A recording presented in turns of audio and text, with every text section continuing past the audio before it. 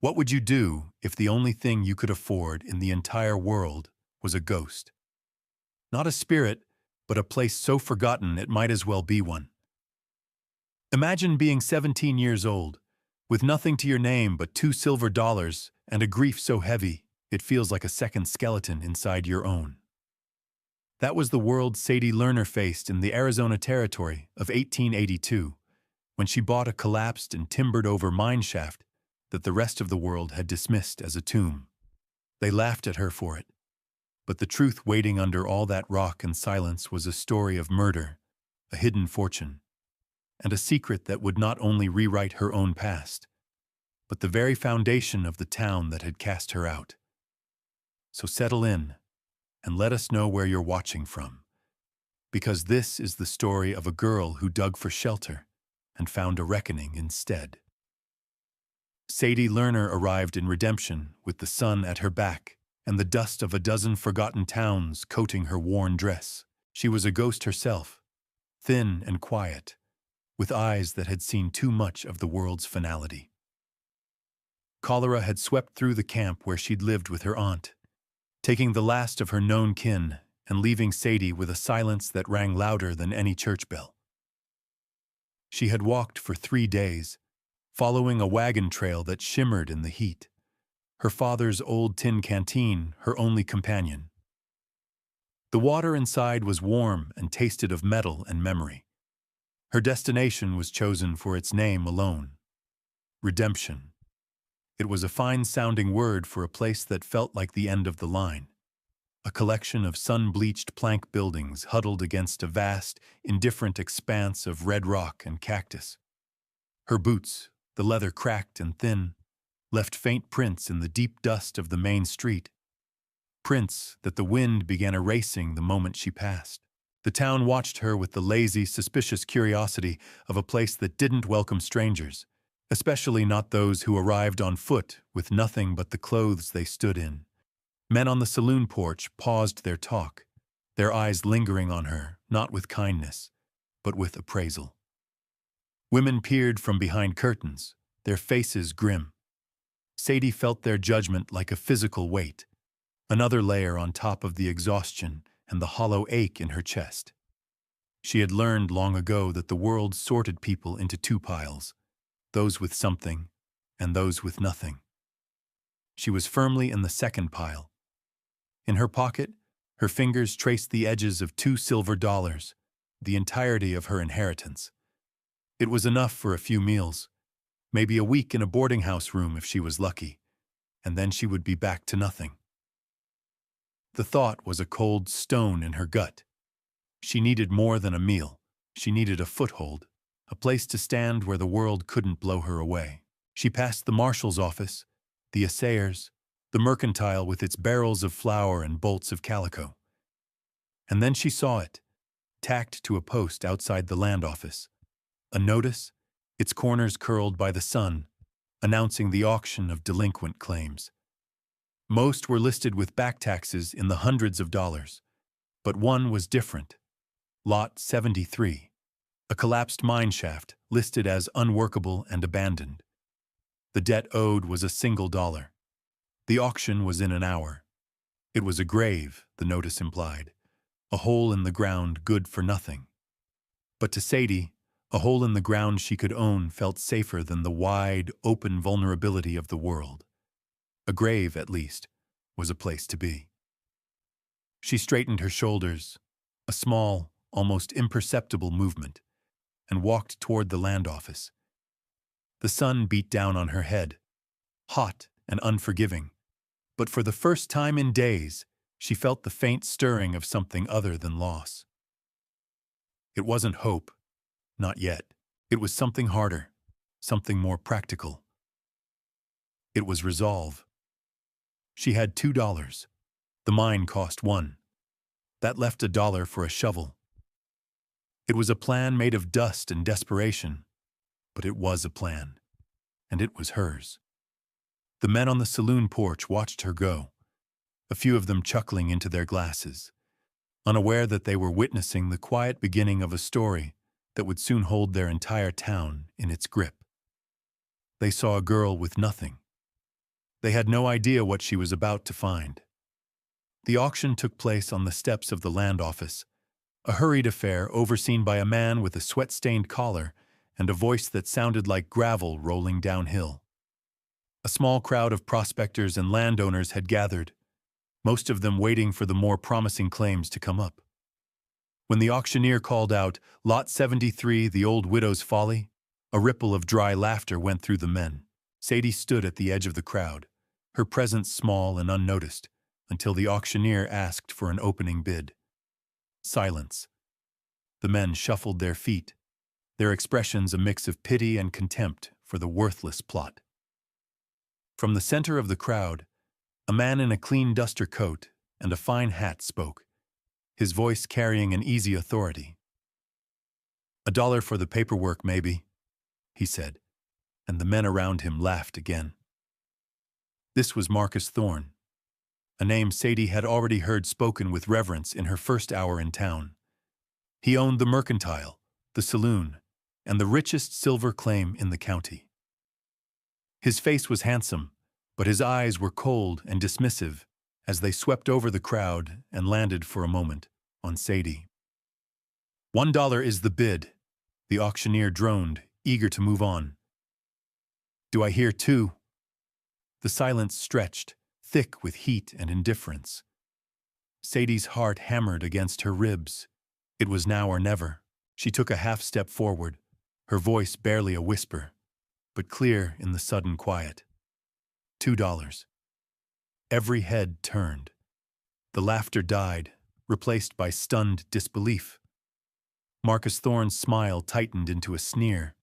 He looked at her as if she were a piece of trash the wind had blown in. "The girl bids $2, he announced, his voice dripping with condescending amusement.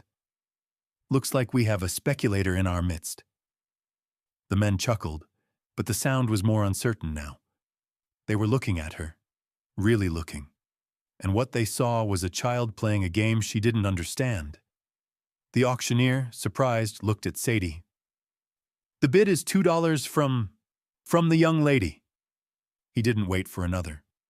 "Sold! For $2.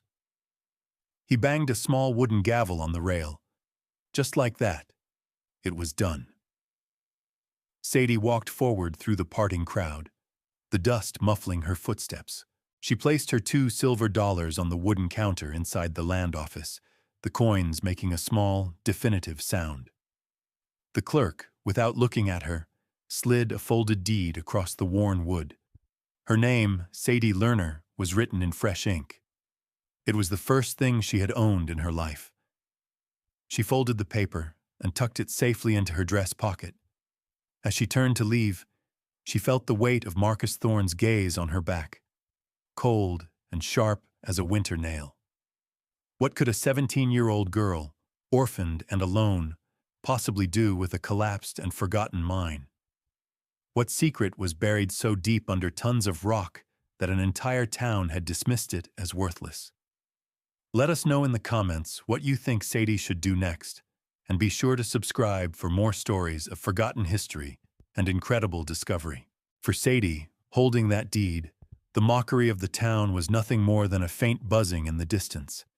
The only thing that mattered was the deep, undeniable feeling that she had just purchased the key to her own survival.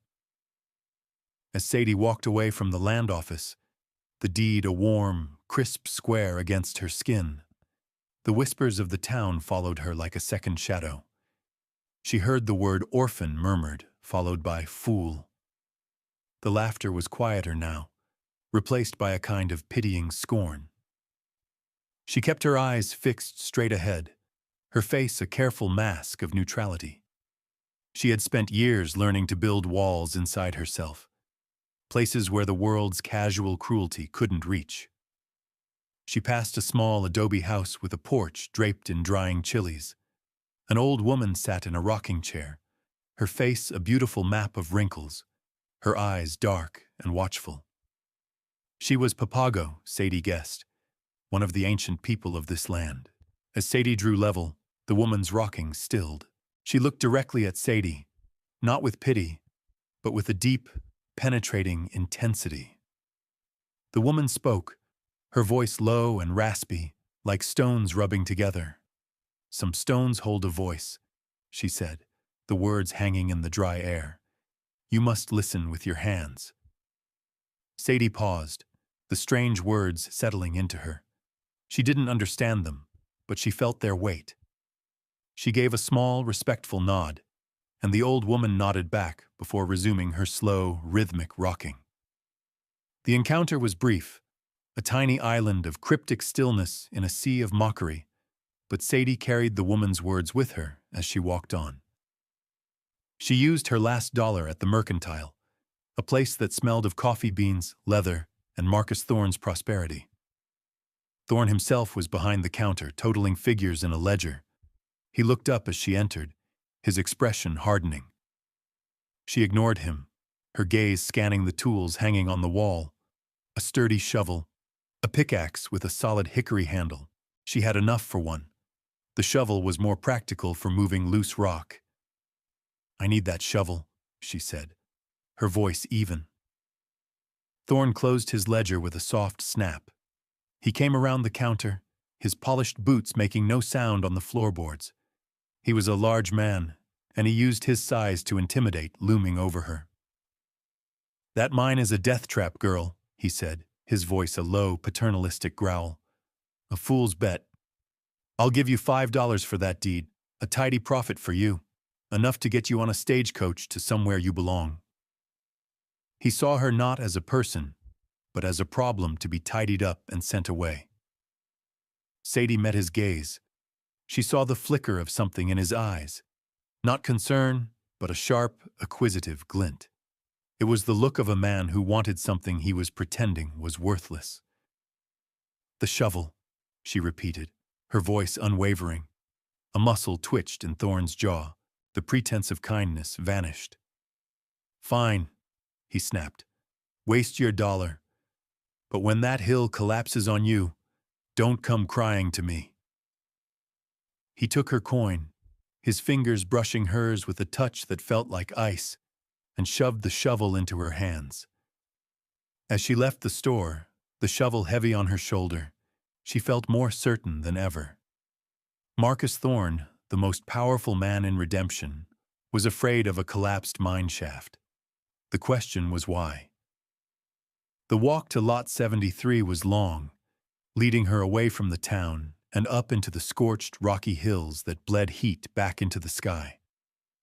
The landscape was brutal and magnificent, a place of sharp edges and deep shadows. The sun was relentless, and by the time she found the marker, a splintered wooden post with the number 73 carved into it, her dress was soaked with sweat, and her canteen was nearly empty. The sight was worse than she had imagined. It wasn't just a collapsed entrance. It was an entire section of the hillside that had given way, a chaotic jumble of rock, dirt, and splintered, sun-bleached timbers lay in a heap where a mine opening should have been. It looked ancient, impassable, a wound in the earth that had long since scarred over. Any hope she had carried up the hill withered in the oppressive heat. The townspeople were right. She had bought a grave. Disappointment, sharp and bitter, rose in her throat. She sank to the ground, the shovel clattering beside her. The silence was absolute, broken only by the buzz of a fly and the faint, whispery sound of the wind moving through the brittle scrub. She was utterly alone, in a place that promised nothing but back-breaking labor and, most likely, failure. She stayed there as the afternoon bled into evening, watching the light change on the rocks. The harsh glare of midday softened into the warm, golden hues of dusk. The angry red of the landscape deepened into shades of purple and indigo. The air cooled, carrying the scent of dust and dry sage. In the fading light, the pile of rubble seemed less like a barrier and more like a puzzle. She got to her feet and walked closer, her hand resting on a massive gray boulder. The rock was still warm from the day's sun. She laid her cheek against it, closing her eyes. She thought of the old woman's words, "Listen with your hands." She ran her palms over the rough surfaces of the fallen timbers. the sharp edges of the shattered rock. She felt the grain of the wood, the grit of the stone. She wasn't listening for a sound, but for a story, for a logic to the chaos. She spent that first night huddled under a rocky overhang near the collapse, her thin blanket pulled tight around her. The stars emerged, a brilliant, cold spray of light across the blackness. She didn't sleep much. She listened to the night sounds of the desert, the call of a distant coyote, the rustle of some small creature in the brush, and she listened to the profound silence of the mine itself, a silence that felt heavy, sealed, and deliberate. It wasn't an empty silence. It was a silence that was holding its breath. Sadie knew she couldn't break through the rock with a single shovel. She needed a pickaxe, a pry bar, maybe even blasting powder, all of which required money she didn't have. She returned to town at dawn, her resolve hardened by the cold desert night. She found work at the town's only boarding house, run by a tired-looking woman named Mrs. Gable.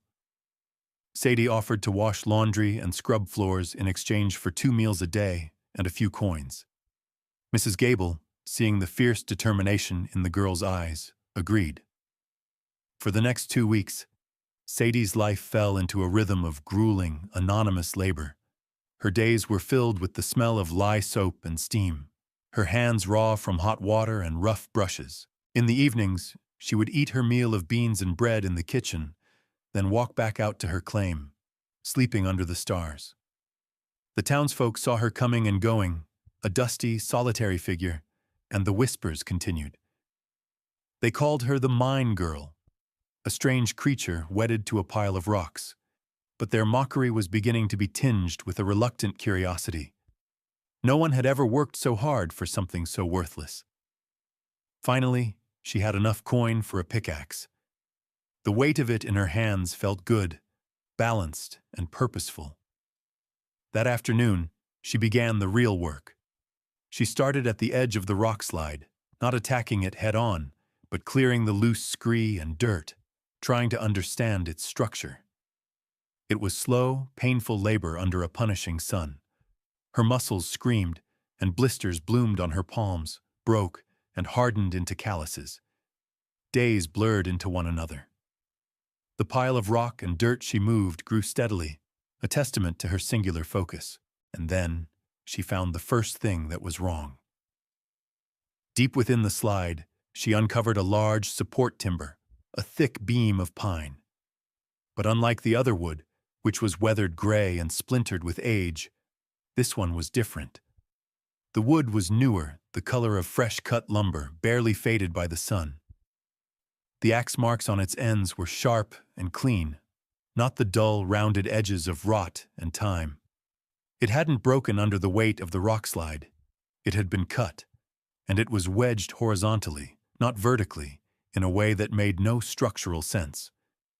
It looked less like a piece of a collapsed frame and more like a brace, put there to hold the falling rock in place, to ensure the seal was total. It was a deliberate act. The mine hadn't just collapsed. It had been helped. The realization sent a chill through her, despite the suffocating heat. This wasn't just a forgotten claim. It was a place that someone had wanted to stay buried. Forever. The old woman's words came back to her then, clear as a bell. She was finally beginning to listen with her hands. The discovery of the deliberately placed timber changed the nature of her work. It was no longer a simple act of clearing. It was an investigation. Each shovelful of rock, each splinter of wood, was a clue. Sadie worked with a new intensity, her senses sharpened. She noticed how the earth packed around the entrance was different, a mix of local soil and darker, foreign dirt, as if it had been hauled in from elsewhere to thicken the seal. The work was a conversation with the past, and she was slowly learning its language. Her silent companion on these long, solitary days was the old tin canteen. She would take breaks, sitting in the sliver of shade cast by a boulder, and hold its dented surface. She remembered her father's hands holding it, his laugh as he told her it was his lucky charm. He'd been a prospector, a man who believed in the earth's hidden generosity. He had left her and her mother when she was just a child, they'd told her, chasing a rumor of gold in the West. Later, the news had come back that he'd died of cholera in some nameless camp. But holding the canteen, the last piece of him she owned, she felt the story was thin, like a worn-out blanket. The memory of him was warm, kind. He wasn't a man who would abandon his family. Or was he? The doubt was a familiar, bitter taste. A week later, she uncovered another piece of the puzzle. While prying away a section of the original mine entrance frame that had been buried, her fingers brushed against something carved into the wood. The letters were faint, obscured by dirt. She scraped them clean with her knife. A.L. Her breath caught in her throat. Abram Lerner, her father's initials. A memory, sharp and sudden, pierced the haze of the years. She was 5 years old, sitting on his lap while he carved those same initials into the bottom of a small wooden horse he'd made for her. His hands were large and calloused, but his movements with the knife were gentle and precise. The world tilted on its axis. Her father had been here, at this very mine. This wasn't just some random plot of land. It was a place he had known, a place he had worked. The thought was a shock, both terrifying and exhilarating. Why had no one told her? Why was his presence here a secret? The labor was no longer just for survival. It was now a recovery, an act of reclaiming a history that had been stolen from her. The whispers of the town, the sneer on Marcus Thorne's face, the cryptic words of the old woman. It was all connected, a web of secrets with her father's ghost at its center. Her pickaxe felt lighter in her hands, her purpose clear as desert glass. She wasn't just digging for shelter anymore. She was digging for the truth. The final layer was a wall of rock and tightly packed earth, a seal so solid it felt like the mountain's own bedrock. It took Sadie 3 more days of relentless, punishing work to break through. Her arms ached with a fire that never went out. Her hands were raw, and her body was a single, throbbing bruise. But she didn't stop. She was driven by the certainty that she was on the edge of an answer. On the 3rd day, late in the afternoon, the tip of her pickaxe broke through with a hollow thud. It punched into empty space. A puff of stale, cold air, smelling of deep earth and decay, washed over her face. It was the smell of a place that had not breathed for a very long time. Her heart hammered against her ribs. She worked frantically, widening the hole, her hands tearing at the dirt and rock. Finally, it was large enough to squeeze through. She lit the kerosene lantern she'd bought with her last earnings, its flame a fragile yellow eye in the oppressive darkness. She took a deep breath, shielded the flame with her hand, and slid through the opening into the blackness beyond. The lantern light pushed back the shadows, revealing the scene piece by piece. The mine shaft was not the raw, dangerous tunnel she had expected. The walls were shored up with expertly placed timbers. In one corner, a set of miner's tools, a hammer, chisels, a drill, were neatly stacked against the wall, as if their owner had just set them down and planned to return. Against the far wall were a dozen heavy canvas sacks, bulging and tied shut. She nudged one with her boot. It was incredibly heavy, and a corner of it had torn.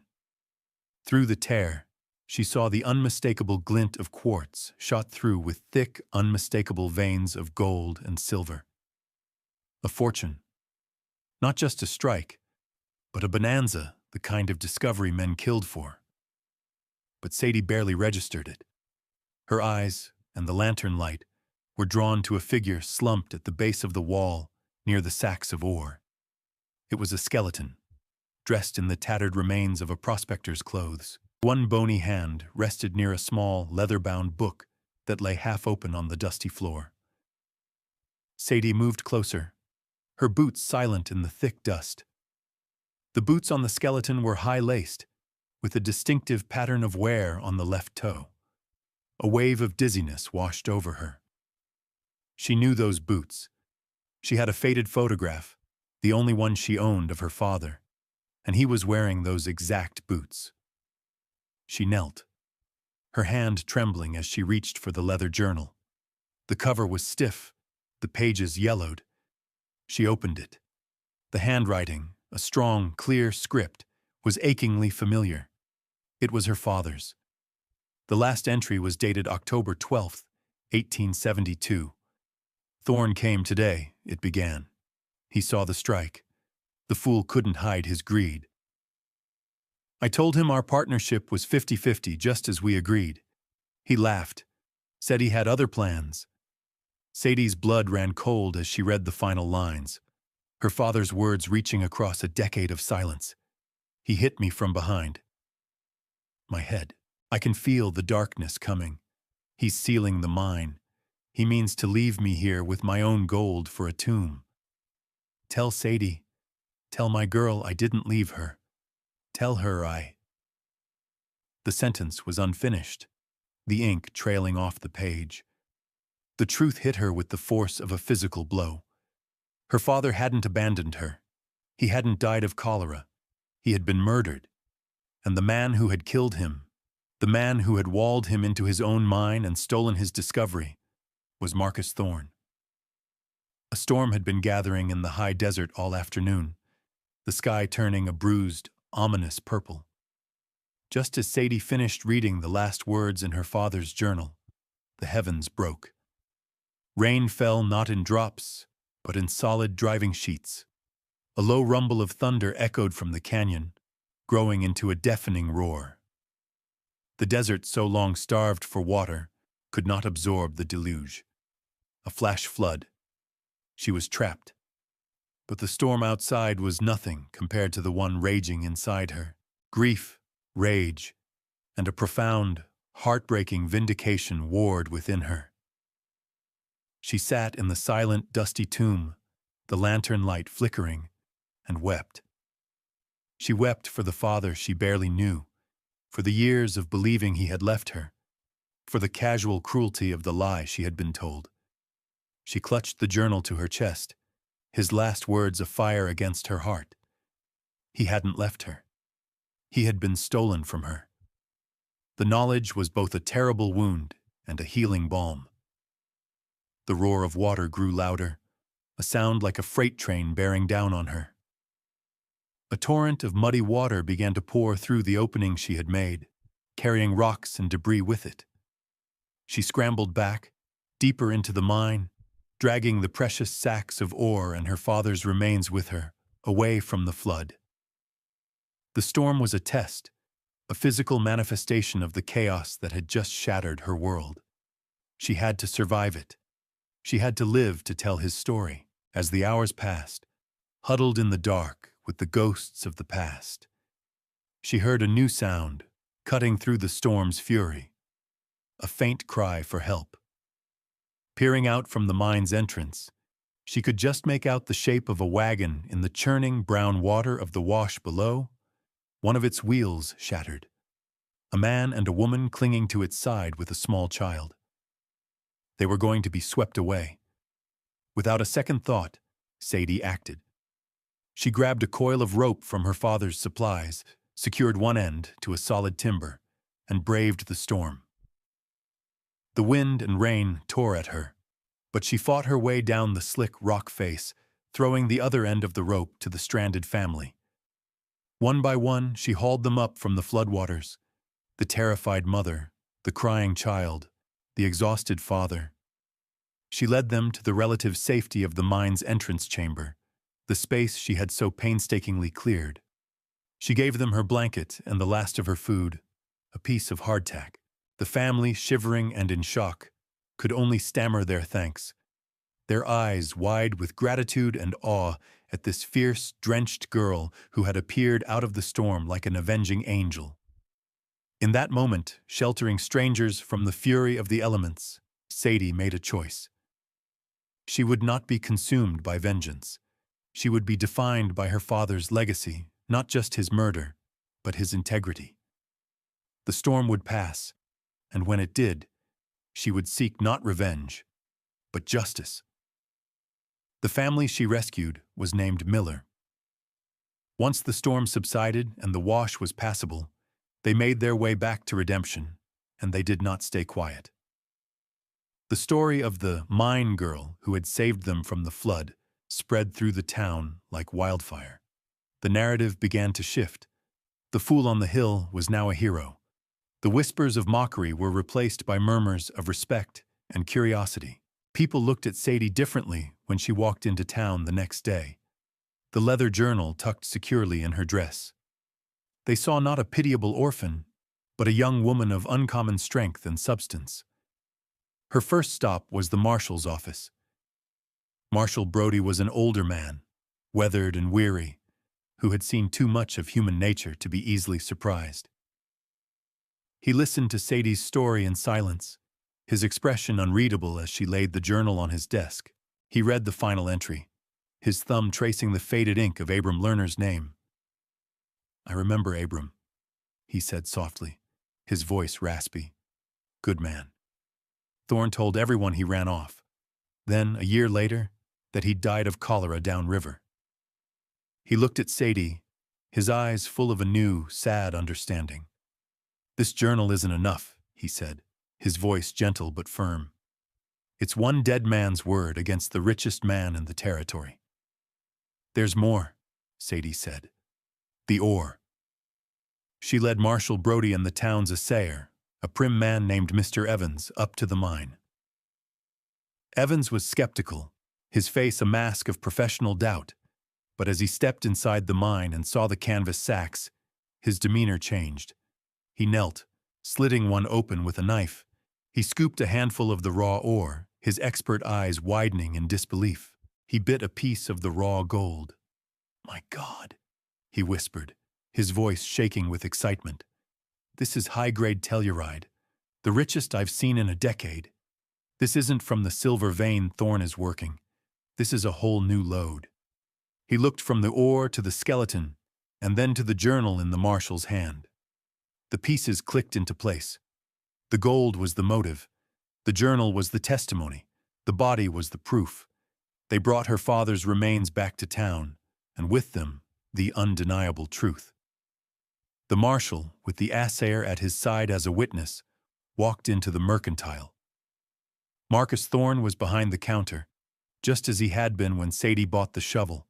He saw the grim faces of the two men, saw the journal in the marshal's hand, and his carefully constructed world collapsed. He didn't rage or deny. The color drained from his face, leaving it a pasty gray. The arrogance he had worn like a fine coat fell away, revealing the small, craven man beneath. The chorus of townspeople, who had gathered outside, watched in stunned silence as Marcus Thorne was led away in handcuffs, his head bowed in a humiliation far more complete than any public spectacle. The laughter of the town had finally and forever fallen silent. A week later, at golden hour, Sadie stood at the entrance to her mine. The collapsed timbers had been cleared away, replaced by a new, sturdy frame. A wooden sign, freshly painted, hung above the entrance. The Lerner Prospect. The setting sun bathed the hills in a light that was soft and forgiving, turning the red rock to gold. The air was cool and clean. The world felt quiet, settled. Marshal Brody stood beside her, his hat in his hands. The legalities had been sorted out. The mine, and everything in it, was hers by right of her father's claim and her own purchase of the deed. She was, by the standards of the territory, one of the wealthiest women in Arizona. "What will you do now?" the marshal asked, his voice gentle. "Sell the claim? Go back east, maybe? Live like a queen?" Sadie looked away from him, her gaze fixed on the vast, beautiful expanse of the desert. She thought of the long journey that had brought her here, the grief, the mockery, the back-breaking labor.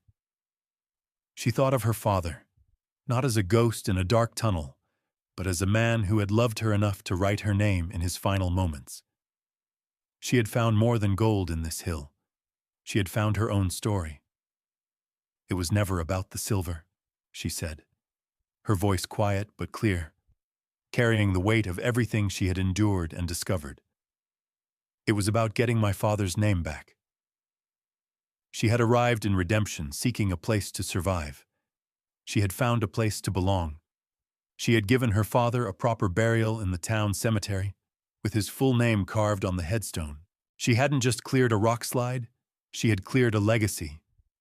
Thank you for staying with us to the end of this incredible story. It's a powerful reminder of the power of memory and a daughter's quiet resolve. If you were moved by Sadie's journey, please give this video a like and share it with someone who appreciates stories of justice and resilience. Don't forget to subscribe and hit the notification bell so you won't miss our next tale from the forgotten corners of history. Until then, take care.